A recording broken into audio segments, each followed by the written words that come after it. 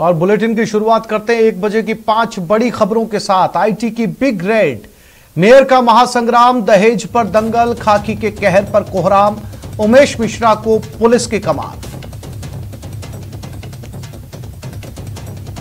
तो क्रिकेट सट्टे पर आयकर विभाग की बड़ी कार्रवाई। क्रिकेट सट्टा कारोबारियों पर आयकर विभाग के छापे, देश में एक साथ 40 ठिकानों पर आयकर रेड।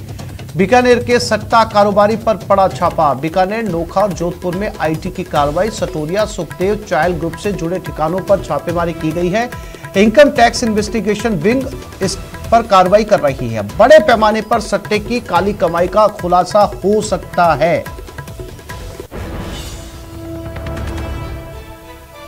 तो आज आईटी की बड़ी रेड, 40 ठिकानों पर छापा। जगह है जोधपुर और बीकानेर।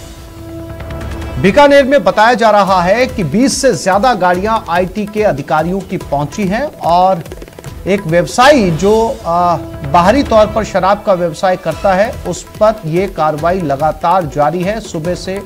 हालांकि जिस हिसाब से कार्रवाई की जा रही है बहुत लंबी चलने की उम्मीद है। काफी समय इसमें लग सकता है क्योंकि इसमें बहुत से चौंकाने वाले खुलासे हो सकते हैं और जो जानकारी निकलकर सामने आ रही है उसके मुताबिक ये पूरा खेल जो है वो क्रिकेट सट्टे से जुड़ा हुआ है। इसमें सट्टे को लेकर विदेशी तार के जुड़ने की भी खबरें सामने आ रही हैं। और राकेश शर्मा हमारे साथ जुड़ गए, उनसे जानकारी लेते हैं। राकेश, कुछ घंटे बीत चुके हैं इस रेड को शुरू हुए हुए, क्या जानकारी अब तक?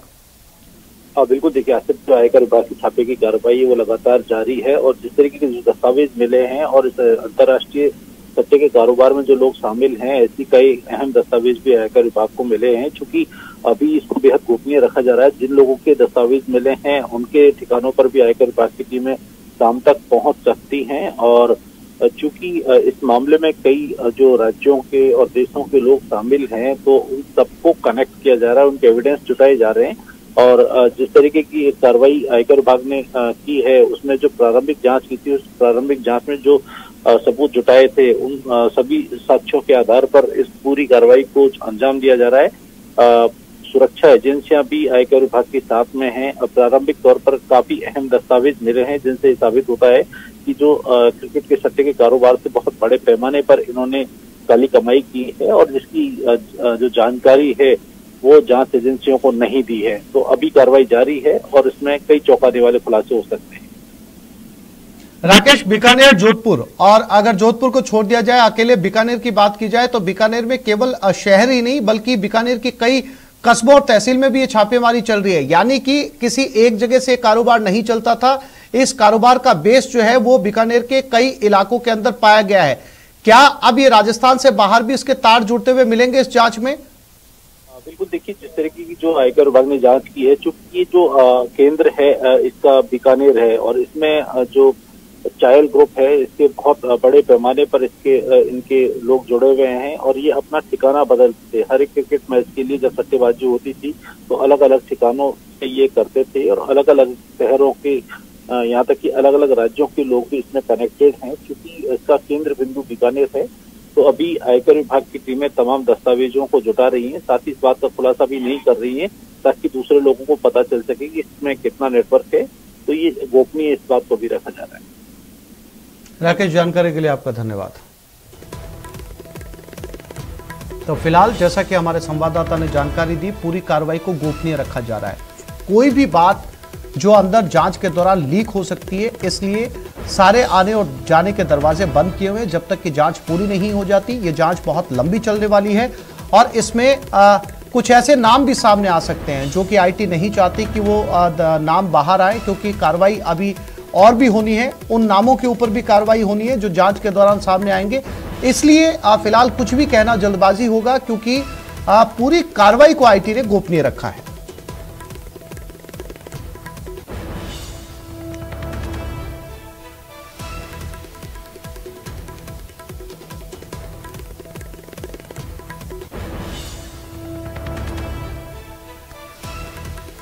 और जयपुर में छात्रों का हल्ला बोल, टीचर के ट्रांसफर होने से छात्रों ने प्रदर्शन किया। स्कूल में पिछले 8 सालों से टीचर कार्यरत था।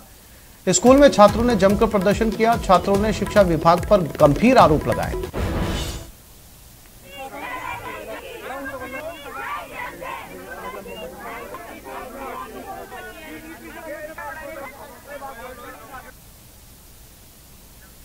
और इसी खबर पर ज्यादा जानकारी के लिए बात करते हैं हमारे संवाददाता लवली वधवा के साथ। लवली, किस तरीके के आरोप लगे हैं और किस बात को लेकर यह हंगामा मचा है?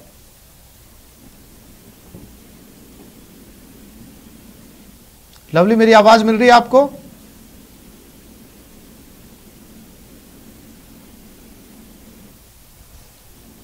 फिर से कोशिश करेंगे लवली से बात करने की। तो फिलहाल जयपुर में ये स्कूली बच्चे हैं, एक टीचर के खिलाफ जमकर यहां पर प्रदर्शन किया जा रहा है। छात्राओं और छात्रों का हल्ला बोल, शिक्षा विभाग पर गंभीर आरोप लगे हैं।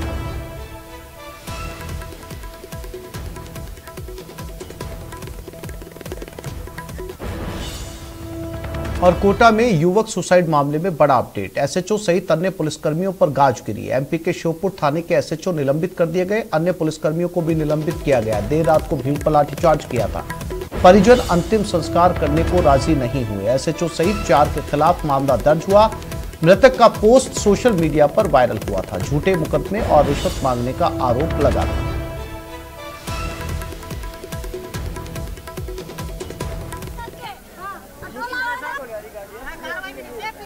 तो परिजन अब तक अंतिम संस्कार को राजी नहीं हुए हैं। शव का अंतिम संस्कार नहीं किया गया। उनकी कुछ मांगे हैं जो उन्होंने प्रशासन के सामने रखी हैं, लेकिन प्रशासन ने इन मांगों को अब तक नहीं सुना है। एमपी पुलिस के लाठीचार्ज में एक शख्स की जान चली गई थी और उसने सोशल मीडिया के ऊपर एमपी पुलिस को इसके लिए जिम्मेदार ठहराया था और साथ ही सोशल मीडिया की पोस्ट पर उसने लिखा था कि जब तक उसे इंसाफ नहीं मिल जाता उसका अंतिम संस्कार ना किया जाए। और इसी के चलते यहां पर तनाव का माहौल।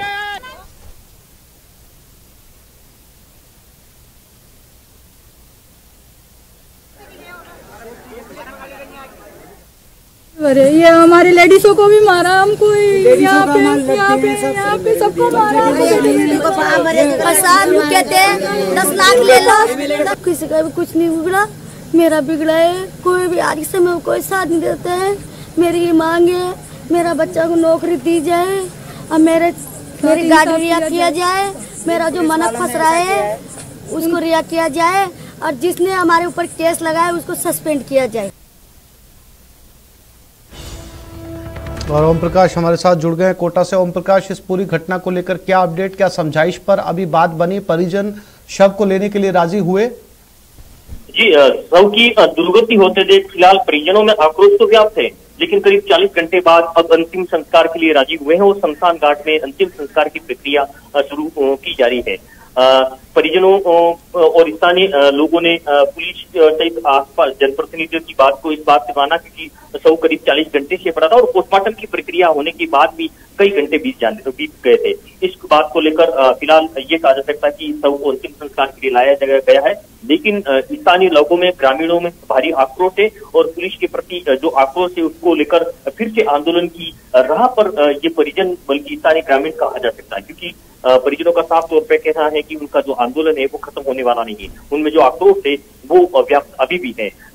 फिलहाल ये कहा जा सकता है कि समझाई सिर्फ शव की दुर्गति होते देख अंतिम संस्कार तक की गई है, लेकिन जो मांगे हैं वो अभी पूरी तरह से नहीं मांग ली गई है। हालांकि इस मामले में जो पुलिस कर्मियों के खिलाफ मामला दर्ज करने के साथ सस्पेंड की प्रक्रिया पूरी की जा चुकी है, लेकिन जो कई और अन्य आरोपियों को जो गिरफ्तार किया है उनपे भी झूठे मुकदमे उनके लगाने की बात आरोप लगा रहे हैं उनके दूसरे परिजन।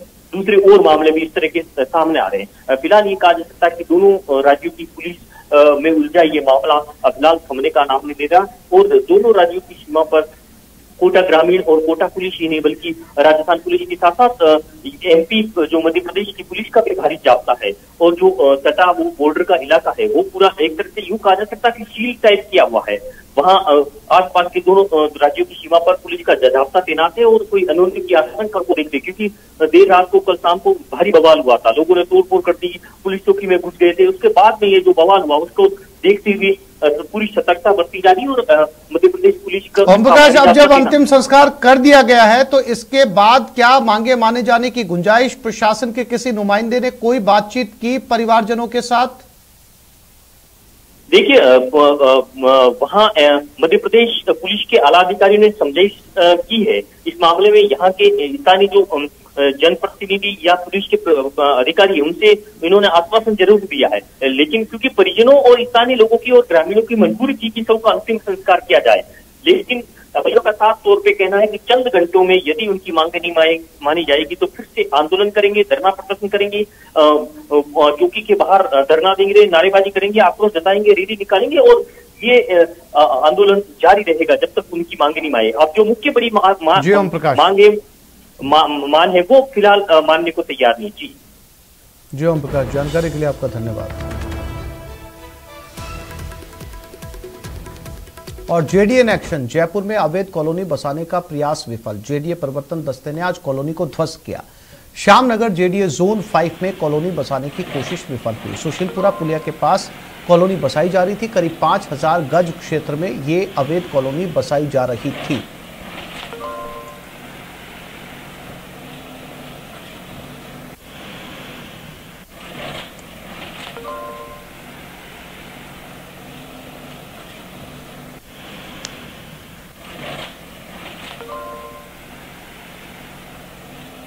और रोशन हमारे साथ एक बार फिर से जुड़ गए, उनसे बात करते हैं। रोशन, क्या कार्रवाई मुकम्मल कर ली गई है या अभी भी जारी है? आसिफ, देखिए, जयपुर विकास प्राधिकरण के दस्ते ने आज 2 स्थानों पर कार्रवाई की है। जेडीए जोन 5 के अंदर एक जो सुदर्शनपुरा का जो नाला है वहां पर तकरीबन 1.5 बीघा जमीन के ऊपर अवैध रूप से कॉलोनी बसाई जा रही थी, जिसको प्रवर्तन दस्ते ने ध्वस्त किया। उसके अलावा जो दूसरी कार्रवाई की गई है वो स्वेज फार्म इलाके के अंदर करीब 2 बीघा ये भी जो कृषि भूमि यहाँ पर बताई जा रही है, वेद विला के नाम से कॉलोनी बसाई जा रही थी।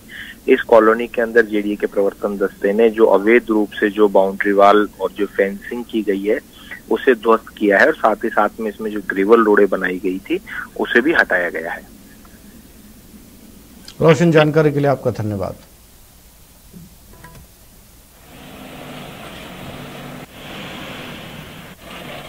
और ये खबर जोधपुर के भीकमकोट से। कैमरे में हमला कैद हुआ है। सोना व्यापारी पर यह जानलेवा हमला किया गया। स्कॉर्पियो से कुचलने की कोशिश की गई। घटना का लाइव फुटेज सामने आया। ओसिया थाना पुलिस अब इस मामले की जांच में जुट गई है। ये तस्वीरें उस सीसीटीवी फुटेज की जब ये व्यापारी बाइक के साथ खड़ा था और एक स्कॉर्पियो सामने से आई जिसने लगभग इस व्यापारी को कुचलने की कोशिश की, लेकिन व्यापारी ने कूदकर जैसे तैसे अपनी जान बचाई।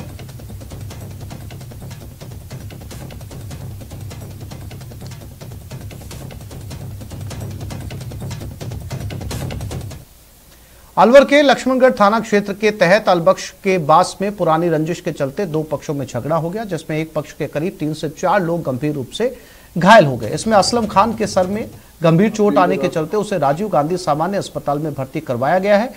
उसका इलाज चल रहा है। बाकी अन्य लोगों का लक्ष्मणगढ़ अस्पताल में इलाज जारी है। फिलहाल लक्ष्मणगढ़ थाना पुलिस को झगड़े की रिपोर्ट दे दी गई है। पुलिस मामले की जांच कर रही है।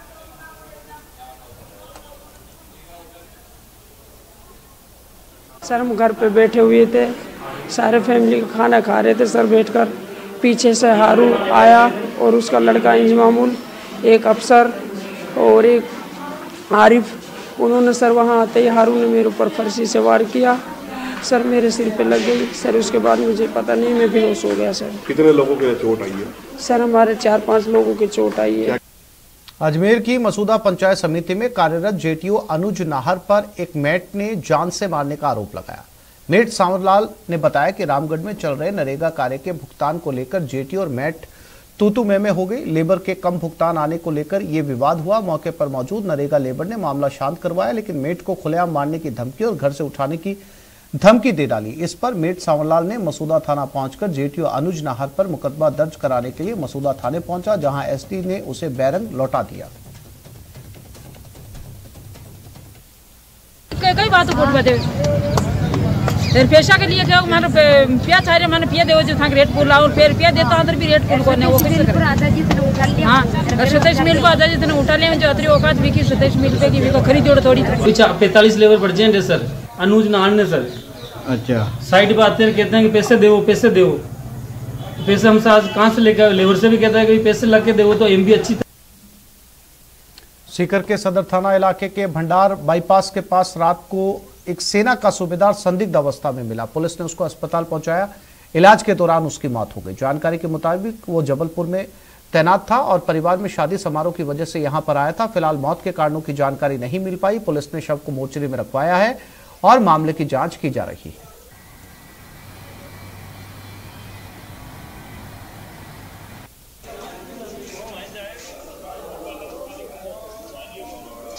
और अब खबर रोडवेज बस में सफर करने वाले यात्रियों के लिए। आप भी रोडवेज बस में सफर करते हैं तो सावधान रहिए। ताजा मामला चूरू के रतनगढ़ का, जहां एक शराबी ड्राइवर ने 3 किलोमीटर तक बस को लहराते हुए चलाया। इतना ही नहीं, बस के कंडक्टर ने नशे की हालत में एक महिला यात्री से छेड़छाड़ भी की और उसके बाद बेहोश हो गया। वहीं महिला के साथ छेड़छाड़ की घटना को लेकर यात्रियों ने आक्रोश जताते हुए बस को बिसाऊ बाईपास पर रोक दिया और हंगामा खड़ा हो गया और एक बारगी कंडक्टर की धुनाई तक की नौबत आई। बाद में यात्रियों को दूसरी रोडवेज बस से झुंझुनू के लिए रवाना किया गया।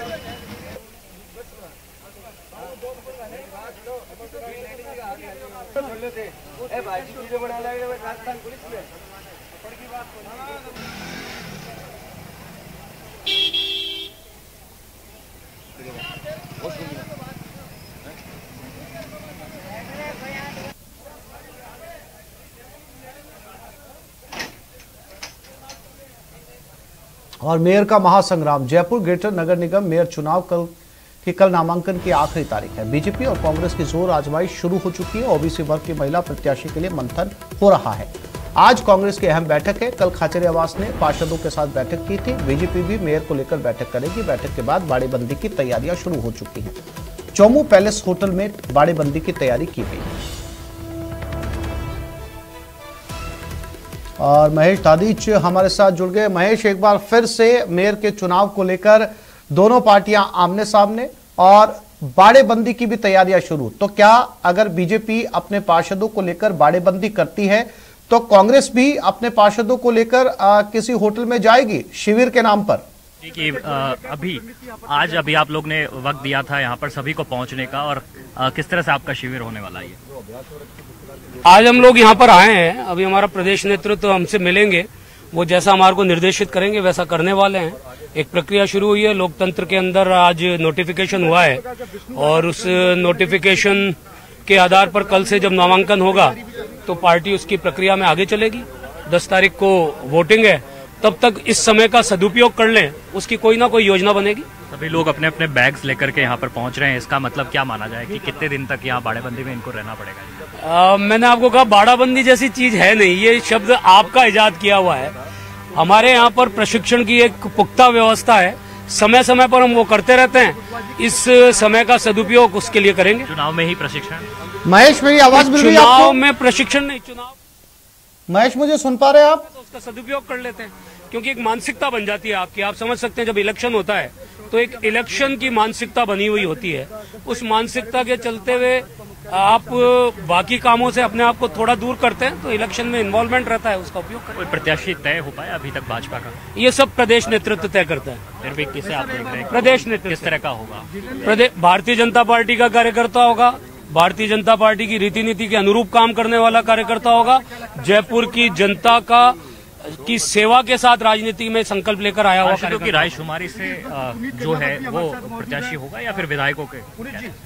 मैंने आपको कहा पार्टी की अपनी प्रक्रिया है और पार्टी की प्रक्रिया में पार्षद भी है, पार्टी की प्रक्रिया में पार्टी संगठन भी है, पार्टी के जीते हुए विधायक भी है, हारे हुए विधायक भी है। ये सब मिलकर तय करते हैं। तो सभी मिलकर के तय करते हैं। पुनीत कर्नावट जो यहाँ डिप्टी मेयर हैं वो पहुंचे हुए हैं और साथ ही साथ में जो तमाम पार्षद हैं उनका यहाँ पर आने का सिलसिला शुरू हो गया है। जितेंद्र श्रीमाली चेयरमैन हैं। श्रीमाली जी, किस तरह से तैयार हैं बाड़ेबंदी में जाने के लिए? देखिए, बाड़ेबंदी जैसी कोई विषय नहीं है। यहाँ पर तो काफी समय से चल रही थी ये बात कि प्रशिक्षण शिविर और अभ्यास वर्ग करके सब पार्षदों की मांग थी, और दिवाली के बाद में सब लोगों का एकत्रित होकर मिलना और यहाँ एक साथ रह करके कुछ ना कुछ सीखना, आने वाले विधानसभा चुनाव के अंदर कैसे कांग्रेस का सुपड़ा साफ करना है, उसके लिए पूरी कार्य योजना तैयार की जाए। लेकिन बैग वगैरह लेकर के आप लोग तो आए नहीं, बाकी सभी को तो नहीं, बैग है ना मेरा, अभी रख दिया। अच्छा, बैग आपने रख दिया। किस तरह से आश्वस्त है आप? हम पूरी तरह से आश्वस्त हैं कि जितने भाजपा के हैं पार्षद, उसके अलावा कई सारे निर्दलीय है, और मैं तो ये कह रहा हूँ कि अभी आपको एक आश्चर्यजनक तरीके से दिखाई देगा कि कांग्रेस के बहुत सारे लोग हमारे संपर्क में हैं और कांग्रेस के लोग बीजेपी के बोर्ड को समर्थन करेंगे। लेकिन विष्णु लाटा जी का जो मामला था उससे देख करके तो बीजेपी को बहुत ज्यादा सावधान सचेत रहना चाहिए। नहीं, बीजेपी हमेशा सावधान ही है। बीजेपी को इसका कोई डर भी नहीं है। और न लाटा जी के समय भी कह रहे थे नहीं, ऐसा कुछ नहीं, वो कोई दुर्घटनाएं हो जाती हैं, ऐसा कुछ नहीं है। वो दुर्घटना थी। एक मुखी हैं सब लोग, और सबका एक साथ एक ही ध्येय है कि भाई बोर्ड बीजेपी का मेयर बने, इसी को लेकर के बीजेपी का मेयर बने, ये महेश, मेरी आवाज मिल रही है आपको? राघव शर्मा आ चुके हैं जो कि भाजपा के शहर अध्यक्ष हैं। मैं उनसे बिल्कुल आसिफ, आपकी आवाज मिल रही है मुझे, और मैं आप तक जो प्रतिक्रिया है वो पहुंचाने की कोशिश कर रहा हूं। देखिए, बैग्स लेकर के सभी जो पार्षद हैं वो भाजपा के इस मुख्यालय पर, यहाँ पर प्रदेश मुख्यालय पर पहुंचना शुरू हो चुके हैं। अभय जो है उनको, वो भी पहुंच गए, चेयरमैन हैं, और साथ ही में जो एक एक करके पार्षद जो हैं वो यहाँ पर अपने अपने बैग्स लेकर के आए। अभय जी, कितने दिन के लिए तैयारी करके आए आप? पूरे 10 तारीख तक? निश्चित रूप से भारतीय जनता पार्टी का बोर्ड बनेगा, और अगर निर्विरोध मेयर अपना बनता है तो 4 तारीख तक, अन्यथा 10 तारीख तक भारतीय जनता पार्टी का मेयर निर्वाचित करवा के। निर्विरोध जैसी तो संभावना लग नहीं रही, क्योंकि कांग्रेस के खेमे से कहा जा रहा है कि बीजेपी के कई लोग उनके साथ में हैं। ये वो हमेशा झूठ बोलते आए हैं, और अभी भी उनकी बात पूरी झूठ साबित होगी, इसमें कोई संदेह नहीं है। विष्णु लाटा जी का जो समय था उस समय भी कई दावे थे आप लोगों के। ऐसा कुछ ही नहीं है, वो परिस्थितियां अलग थी, ये परिस्थितियां अलग है। तो इस बार उम्मीद है कि मेयर आप? निश्चित रूप से कोई संदेह नहीं है। कोई संदेह नहीं। तो ये जो पार्षद हैं, चेयरमैन हैं नगर निगम के, वो यहाँ पर पहुंच रहे हैं, और लगे हाथ ये भी पता करने की कोशिश कीजिए कि वो चेहरा कौन होगा। जब सब कुछ तय कर लिया गया है तो वो चेहरा भी तय होगा। वो कौन से 2 चेहरे होंगे जिनके ऊपर जो है मंथन चल रहा है?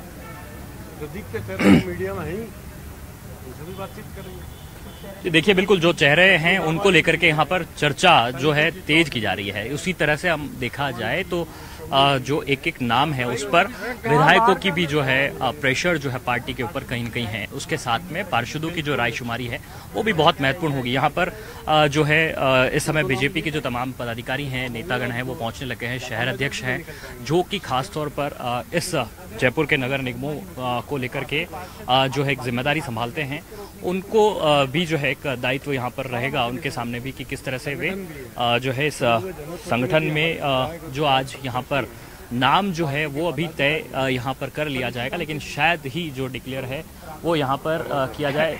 राघव शर्मा जी मेरे साथ में है, शहर अध्यक्ष है भाजपा के। सर, किस तरह से आज आप लोग ने यहाँ पर बुलाया है, एक शिविर के लिए आपने कहा है, तो बाड़ेबंदी की तैयारी है सर पूरी? भारतीय जनता पार्टी हर उचित अवसर का लाभ लेना जानती है। हमारा संगठन नेटवर्क बहुत मजबूत है। कांग्रेस ने विद्वेष के तहत जिस प्रकार ग्रेटर को शुरू से डिस्टर्ब किया है, उस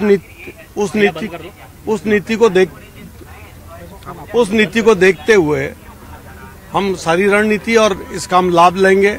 आगामी 1 साल बाद हमारे चुनाव होने जा रहे हैं। समय समय पर आपसे अपडेट लेते रहेंगे। फिलहाल तमाम जानकारी के लिए आपका धन्यवाद।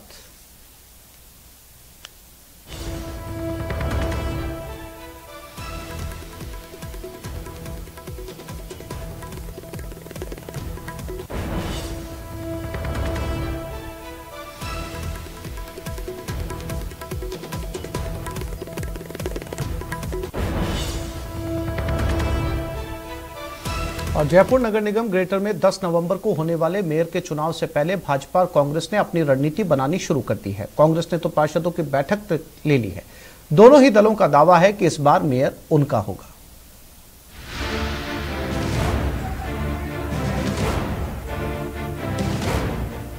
दस नवंबर को ग्रेटर नगर निगम का महापौर चुना जाएगा। तत्कालीन कमिश्नर यज्ञमित्र देव सिंह के साथ मेयर रही सौम्या गुर्जर और पार्षदों के बीच हुए विवाद के बाद नगर निगम में बीते 2 साल में खासी उठापटक रही। निगम में 2 साल में 2 बार सौम्या गुर्जर मेयर तो 2 बार शील धाभाई कार्यवाहक मेयर के तौर पर नजर आईं। सौम्या गुर्जर की बर्खास्तगी के बाद रिक्त हुए मेयर पद पर निर्वाचन आयोग चुनावी कार्यक्रम घोषित कर चुका है। मेयर पद हाथ से ना निकले, इसके लिए बीजेपी और कांग्रेस ने रणनीति बनानी शुरू कर दी है। कांग्रेस के पास भले ही बहुमत नहीं हो, लेकिन फिर भी वो अपना प्रत्याशी उतारने जा रही है। इसके लिए कांग्रेसी पार्षदों की बैठक तक हो चुकी है। दोनों ही दलों के नेता दावा कर रहे हैं कि मेयर उनकी होगी, क्योंकि पार्षद उनके साथ जुड़ने को तैयार हैं। डेमोक्रेसी है यहाँ तो कांग्रेस में, जो पार्षद तय करेंगे वो होगा, और पार्षदों में बड़ा जोश है। और कुछ बीजेपी के पार्षद हमारे लोगों से मिल भी रहे हैं, बातचीत भी हो रही है। तो ये तय बात है कि चुनाव जो इनकी इच्छा है उस हिसाब से होता लग रहा है मुझे। तो कांग्रेस तैयार है।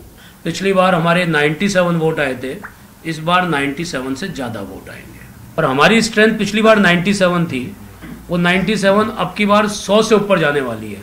भले ही 4 लोगों की सदस्यता उन्होंने रोक दी हो, तो भी मेरा मानना है कि कांग्रेस में भी लोग थक गए हैं। गहलोत सरकार, सचिन गहलोत जी का झगड़ा, इन सब से, और जयपुर के विकास को जिस तरीके से धूल दसरित किया है कांग्रेस की सरकार ने, उससे चुने हुए जनप्रतिनिधि जो कांग्रेस के हैं वो भी अपने आप को बहुत सफोकेट फील कर रहे हैं। और उपमहापौर के नाते वो लोग मुझसे मिलते रहते हैं, तो वो मैं कह सकता हूं कि हमें ज्यादा संख्या में वोट मिल रहे हैं। माना जा रहा है कि कांग्रेस पूर्व में महापौर पद पर चुनाव लड़ चुकी दिव्या सिंह पर एक बार फिर दांव खेल सकती है। तो वहीं बहुमत होने के बावजूद बीजेपी के लिए नया चेहरा चुनना आसान नहीं है। बीजेपी में सुखप्रीत बंसल, शील धाभाई, रश्मि सैनी और भारती लखियानी के नामों की चर्चाएं हैं। इनमें से कोई एक बीजेपी की दावेदार हो सकती है। बीजेपी का कहना है कि चुनाव के लिए बीजेपी की ओर से पूरी तैयारी है। जयपुर की जनता ने हमारे को आशीर्वाद देकर ग्रेटर में भारतीय जनता पार्टी का बोर्ड बनाया था, और कांग्रेस ने पहले दिन से ही षड्यंत्र के साथ हमारे को अस्थिर करने की कोशिश की, और दुर्भाग्य से वो इसमें सफल भी हुए हैं। लेकिन एक बात तय है कि भारतीय जनता पार्टी का ही महापौर पहले था, भारतीय जनता पार्टी का ही महापौर अब होगा। दोनों दलों की तरह राजधानी की जनता भी यही चाहती है कि जल्द से जल्द नगर निगम को महापौर मिले और कम से कम कचरे से अटे पड़े शहर की सफाई तो हो सके। महेश दादीज, न्यूज़ 18 जयपुर। बीजेपी प्रदेश कार्य समिति की बैठक 12-13 नवंबर को झुंझुनू में होगी। बैठक संगठन महामंत्री चंद्रशेखर ने झुंझुनू का दौरा किया। 12 नवंबर को प्रदेश पदाधिकारियों की बैठक होने जा रही है। फिर होगी प्रदेश कार्य समिति की बैठक। अरुण सिंह, सतीश पूनिया, विजया रहटकर इसमें मौजूद रहेंगे। गहलोत सरकार को घेरने की रणनीति अब झुंझुनू में बनेगी। और इसी खबर पर ज्यादा जानकारी के लिए बात करते हैं हमारे संवाददाता बाबूलाल धायल के साथ। बाबूलाल, कांग्रेस को घेरने की रणनीति के लिए इस बार झुंझुनू चुना गया है। जी बिल्कुल, क्योंकि शेखावाटी की जो धरती है वो कांग्रेस को बहुत रास आती है, और इस वक्त जो है यानी कि 2018 के चुनाव में कांग्रेस को भारी बहुमत मिला था झुंझुनू जिले में। बीजेपी की हालत बहुत ज्यादा पतली हो गई थी यहाँ पर। तो अब झुंझुनू के गढ़ को फतेह करने के लिए बीजेपी पूरा का पूरा ध्यान जो है वो झुंझुनू पर लगाएगी, इसलिए झुंझुनू को चुना गया है। 2 दिन तक पार्टी के जो बड़े नेता हैं वो मंथन करेंगे, चिंतन करेंगे, और जो कमजोर कड़ियां हैं इस जिले की उनको ढूंढ निकालने की कोशिश होगी। प्रदेश की रणनीति भी यहीं से बनेगी, क्योंकि अशोक गहलोत की सरकार को 4 साल होने जा रहे हैं। तो किस तरह से सरकार के खिलाफ जो जन आक्रोश की रैलियां होंगी, तो उससे पहले इस तरह की जो बैठक है बहुत महत्वपूर्ण है। सरकार के खिलाफ जो किसान हैं, युवा हैं, मजदूर हैं और कर्मचारी हैं, तो जो तमाम वर्ग हैं जिनकी समस्याओं को किस तरह से आवाज देनी है, उसको लेकर के भी पार्टी अपने स्ट्रेटेजी प्लान करेगी। चुनाव अगले साल होने हैं, लेकिन उससे पहले झुंझुनू का चयन इसलिए किया गया है कि यहाँ पर बीजेपी जो है उतना बेहतर प्रदर्शन नहीं कर पाती है। एक बार पार्टी ठीक उससे चुनाव जीत जाती है, लेकिन जो अगला चुनाव आता है उसमें पार्टी बहुत ज्यादा जो है सीटें हारती है। इस बार भी जो है झुंझुनू जिले में कोई ज्यादा अच्छी स्थिति है नहीं। सूरजगढ़ से विधायक है सिर्फ सुभाष पूनिया। तो ऐसी स्थिति में बीजेपी का ध्यान उन ग्रामीण मतदाताओं को अपनी ओर आकर्षित करने पर है जो बीजेपी को एक बार तो वोट देता है, लेकिन दूसरी बार वो बीजेपी को चुनाव हरा देता है। तो उस वोट को वो अपने साथ हमेशा रखने की कोशिश करेगी, और वहाँ के जो स्थानीय मुद्दे हैं उनको पहचानने की कोशिश करेगी, और वहाँ की जनता का भरोसा जीतने के लिए भी स्ट्रेटेजी प्लान करेगी। जी बाबूलाल, जानकारी के लिए आपका धन्यवाद।